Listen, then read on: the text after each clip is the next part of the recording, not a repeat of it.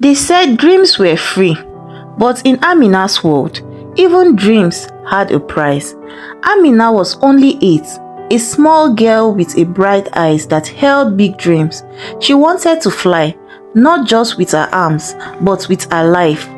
Every morning, before going to school, she would climb the old mango tree behind their house, spread her arms wide, and shout, "Papa, look at me, I am practicing to fly." Her father, Adamu, would laugh, clapping his rough farmer's hands together. "My daughter, one day you will wear that pilot uniform, and the whole village will watch you in the sky."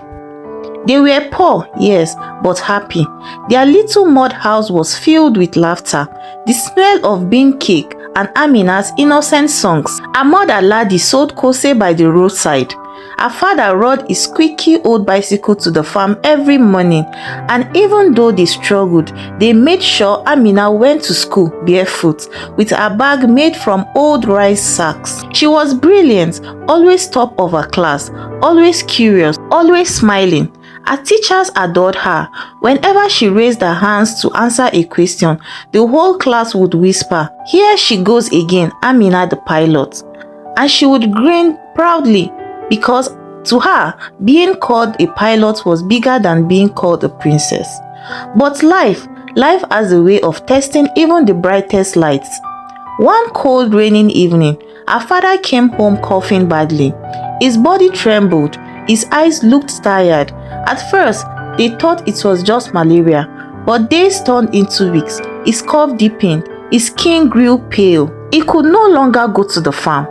They sold everything, their goat, Ladi's frying pan, Amina's book, just to buy medicine. Ladi begged the doctor, "Please help him, he is all we have," but the doctor only cited, "He needed special treatment in the city." That night, Ladi cried quietly beside her sleeping husband. She did not know what to do. Amina woke up, wiped her mother's tears with her tiny hands, and said in a soft voice, "Mama, when I become a pilot, I will buy medicine for Papa, I promise." Ladi smiled weakly, but deep inside her heart broke, because she knew life doesn't wait for dreams. A week later, something unexpected happened. Alhaji Bala, the richest man in the village, came visiting. A man known for his power, his money, and his pride. He had 6 wives already and was old enough to be Amina's grandfather. He came with cows, bags of rice, basket of yams, and a promise. "I heard your husband is sick," he said calmly. "I can help. I will pay for his medicine, buy you a new house, but I want your daughter Amina. I want her to be my wife." Ladi froze, her hands trembled. "She is only a child," she whispered, but Alhaji smiled, his gold tooth shining in the sunlight.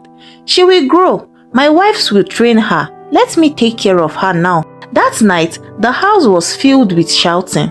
Ladi cried, "Never, she is a baby." But Adamu, weak and coughing blood, whispered, "Ladi, please, what other choice do we have? I can't die and leave you with nothing." Ladi turned to look at her husband, the man she loved, now helpless on his mat. Then she looked at Amina, sleeping on the floor, hugging a torn school book to her chest.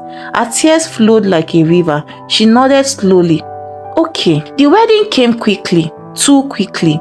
It was the biggest event the village had ever seen. Drummers played, people danced, and food flowed like water. Women sang songs of joy. Men raised their calabash of palm wine. But Amina did not understand what was happening.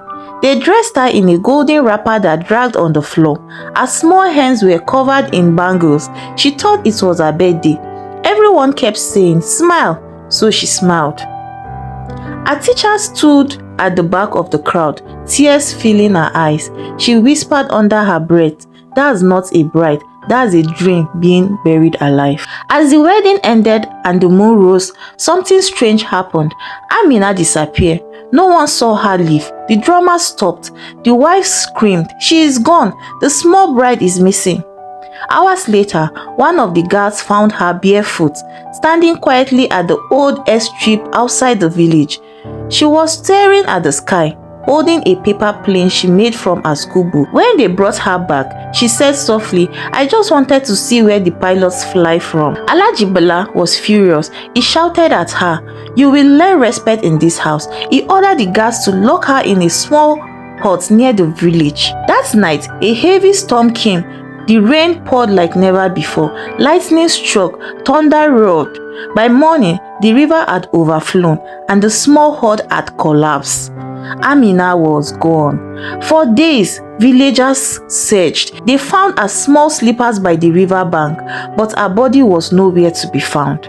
Her mother wailed day and night, calling her name. Her father, lying on his sickbed, looked towards the window and whispered, "My daughter has finally flown." Weeks later, some children playing by the riverside found her school book. On the last page, written in shaking handwriting, were the words, "One day I will fly, even if it's not from the ground." And from that day, whenever a plane passed over the village, the children would point to the sky and say, "Look, that's Amina, the girl who wanted to fly." If Amina's story touched your heart, don't scroll without saying a prayer for every girl like her, the ones whose dreams were sold too early.